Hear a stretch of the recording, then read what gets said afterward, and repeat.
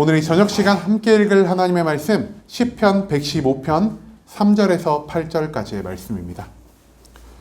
시편 115편 3절에서 8절까지의 말씀 여러분들을 대표해 제가 읽도록 하겠습니다. 시편 115편 3절 말씀부터 읽도록 하겠습니다. 오직 우리 하나님은 하늘에 계셔서 원하시는 모든 것을 행하셨나이다. 그들의 우상들은 은과 금이요 사람들이 손으로 만든 것이라. 입이 있어도 말하지 못하며 눈이 있어도 보지 못하며 귀가 있어도 듣지 못하며 코가 있어도 냄새 맡지 못하며 손이 있어도 만지지 못하며 발이 있어도 걷지 못하며 목구멍이 있어도 작은 소리조차 내지 못하느니라. 우상들을 만드는 자들과 그것을 의지하는 자들이 다 그와 같으리로다. 아멘. 이 시간 우리는 무엇을 믿을 것인가? 라는 제목을 가지고 오늘 우리가 읽은 본문 말씀 함께 나누는 시간 갖도록 하겠습니다. 오늘 우리가 함께 읽은 시편 115편의 시는 저번 주에 계속해서 이름을 알 수 없는 시인의 시가 이어지고 있습니다. 이 이름을 알 수 없는 시인은 지금 찬양시의 양식을 통해 하나님께 기도드리고 있는데요. 찬양시, 우리가 저번 주에도 굉장히 많이 찬양시에 대한 말씀 나눈 것 같습니다. 하나님이 창조하신 이 천지 만물을 바라보며 그리고 내가 살아가는 데 있어서 하나님의 놀라운 은혜를 경험함에 있어서 내가 이제는 나 혼자만 찬양하는 것으로 만족하는 것이 아니라 이 세상에 있는 이 시를 읽는 모든 사람들에게 하나님 찬양할 것을 요청하는 시가 바로 이 찬양시의 양식이라 할 수 있겠습니다. 특별히 오늘 시편 115편에서 시인은 하나님만이 이 세상에서 유일한 신이 되시고 하나님만이 유일하게 이 세상의 모든 것들을 자기의 뜻대로 다스리시는 전지전능한 이 땅의 주인이심을 우리에게 알려주고 있습니다. 그렇다면 왜 우리가 하나님만을 믿고 살아야 하며 왜 우리가 하나님 외에 다른 것을 믿으면 안 되는지 오늘 우리는 시편 115편의 본문 말씀을 통해 방금 말한 것들은 함께 나누는 시간 갖도록 하겠습니다. 먼저 115편 3절 말씀입니다. 시인은 이렇게 기도합니다. 오직 우리 하나님은 하늘에 계셔서 원하는 모든 것을 행하셨나이다 라고 말이죠. 시인은요, 하나님이 하늘 높은 곳에 계신다고 생각하고 있습니다. 왜 하나님이 하늘 높은 곳에 있으실까요? 예전에도 제가 한번 말씀을 드렸는데요. 하나님은 정말 가장 높은 곳에 계시는 분이셔서 더 이상 올라갈 곳이 없는 분이십니다. 그렇기 때문에 이 세상의 모든 것들은 하나님 밑에 있는 존재들이고 이 세상의 그 무엇도 하나님 위로 올라갈 수 있는 힘과 능력을 가진 존재는 이 세상에 없습니다. 그렇기 때문에 시인은 말합니다. 하나님, 내가 하나님이 모세에게 나타나셨을 때 그에게 해준 말씀 아직도 기억하고 있습니다. 하나님은 곧 스스로 존재하는 자이십니다.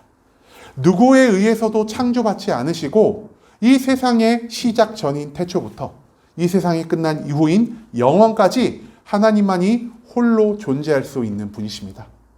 그뿐 아니라 하나님은 이 세상의 모든 것들을 창조하시고 지금까지 그 모든 것들을 주관하시며 이 세상의 모든 것들이 형체를 잃지 않을 수 있도록 하나님은 매일매일 자신의 열심을 통하셔서 이 세상을 유지하고 있는 분이심을 나는 확신하며 나아갑니다. 그렇기 때문에 하나님은 지금 하늘에 계시고 하나님보다 높은 어떠한 존재도 이 세상에 없다라는 것을 나는 확신하며 나아갑니다라는 이 믿음의 고백을 지금 시인이 이 3절 말씀을 통해 우리에게 알려주고 있다는 것이죠. 그리고 나서 시인은요, 하나님의 한 가지 특성에 대해 더 말하고 있습니다. 그 특성 무엇이냐? 하나님은 원하시는 모든 것들을 하실 수 있는 분이시다. 여러분, 신들은 왜 신일까요? 인간이 할 수 없는 것을 해서 신이라면요, 저도 여러분 몇몇 분들에게는 특정 분야에서는 신이 될 수 있을 겁니다. 그런데요, 신은 인간보다 뛰어난 존재가 아니라 정확히 말하면 어떤 존재냐? 원하는 모든 것들을 이루고 할 수 있는 존재가 바로 신이라는 것이죠. 특정 분야에서만 인간보다 뛰어난 것이 아니라 자기가 할 수 있는 모든 것, 내가 하고자 하는 모든 것들을 이루는 분이야말로 우리에게 있어서 참된 신으로 신앙의 대상이 될 수 있다는 것을 시인은 지금 우리에게 알려주고 있습니다.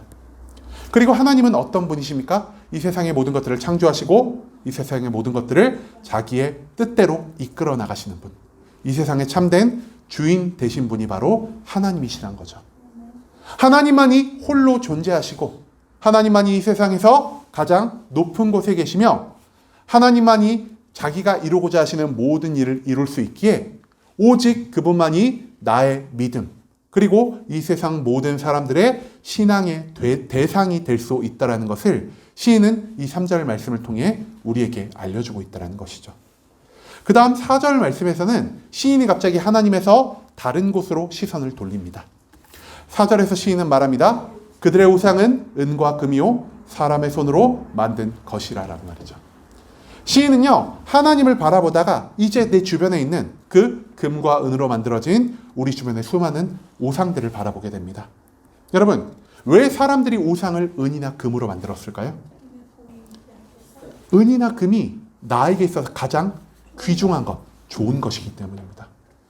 내가 좋은 것을 가지고 나의 형상과 비슷하게 신의 형상을 만들면은 이 내가 만든 우상이 나에게 복을 줄 거라고, 나에게 은혜를 베풀어 줄 거라고, 나의 모든 고통의 상황 속에서 나를 구원해 줄 거라고 생각하였기 때문에 인간은 자기의 가장 귀한 것, 즉 은과 금을 통하여 우상을 만들고 있다는 것입니다. 그런데 여기서 재밌는 것이 하나 있습니다. 이 우상, 누구의 손에 의해서 만들어졌다고 하고 있죠? 사람의 손으로 만든 것이라고 시인은 말하고 있습니다. 여러분, 사람은 완전한 존재일까요? 사람은요, 절대 완전한 존재가 아닙니다. 매일매일 실수하는 존재고요. 매일매일 죄를 범하는 존재고요. 매일매일 낙심하고 절망하는 존재가 바로 우리 인간들이라는 것이죠. 그런데 이 우상들이 누구의 손에 의해 만들어졌다고요? 나약하고 죄악이 넘치고 넘어지기 쉬운 인간의 손으로 만들어졌습니다. 그리고 이 세상 그 어느 것도 창조주의 손으로 지은 것 중 창조주보다 뛰어난 것은 존재하지 않습니다. 불완전한 인간의 손으로 지어진 이 우상들이 인간보다 얼마나 큰 불안함을 가지고 있을까요? 그럼에도 불구하고 인간들은 이 우상들이 마치 나에게 엄청난 복을 가져다 줄 것이냐, 그리고 이 우상들이 나를 모든 고통의 순간에서 구원해 줄 것처럼 어리석은 생각 가운데 살아가고 있다는 것을 시인은 우리에게 알려주고 있다는 것이죠. 또한 인간들이 우상을 만들면서 어떤 생각을 할까요? 내가 금으로 우상을 만들었으니 내가 여기 투자한 금보다 더 많은 금이, 더 많은 재물이, 더 많은 축복과 건강들이 나에게 임하였으면 좋겠다라는 이 소망을 우상에 우리가 투영하지 않겠습니까? 여러분, 그렇다면 이 우상의 역할 무엇일까요? 우상의 역할은요, 내가 지음 받은 대로 이 사람에게 복을 주는 역할밖에 하지 못한다는 것입니다. 그런데 아까 저희가 3절 말씀에서 이 말 나눴죠. 하나님 어떤 분이시냐? 원하는 모든 것들을 하실 수 있는 분이시다. 하지만 우상은 어떠한 용도로만 사용되고 있다고요? 인간이 원하는 것들밖에 허락해 주지 못하고요. 그리고 인간이 그 원하는 것들을 아무리 우상에 투영해도 그 우상은 우리에게 온전한 축복과 온전한 구원을 허락해 주지 못한다는 것입니다. 모름지기 신이라면은 내가 자유의지가 있으며 내가 하고 싶은 모든 것들을 마음대로 이룰 수 있는 전지전능함이 있어야 할 것입니다. 하지만 우상은 그렇지 않습니다. 인간에 의해 지음 받았기 때문에 그 탄생의 시작부터 불완전함으로 시작했고요.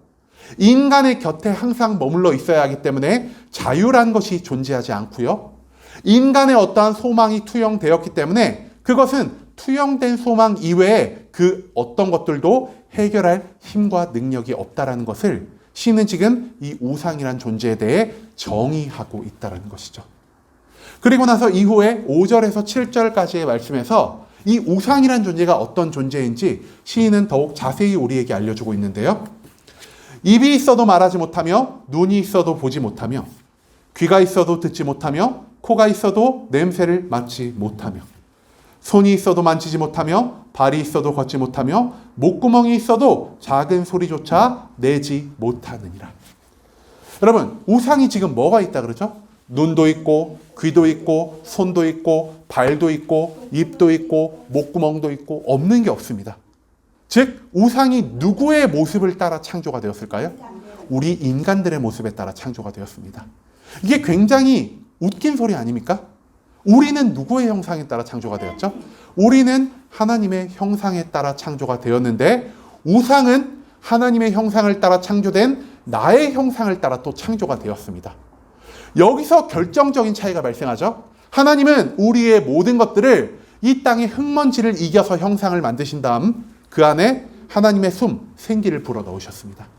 하나님의 생기가 들어가자 우리가 어떻게 변했죠? 살아 움직이는 생명이 되었도다라고 성경은 기록하고 있습니다. 여러분, 생명 무엇입니까?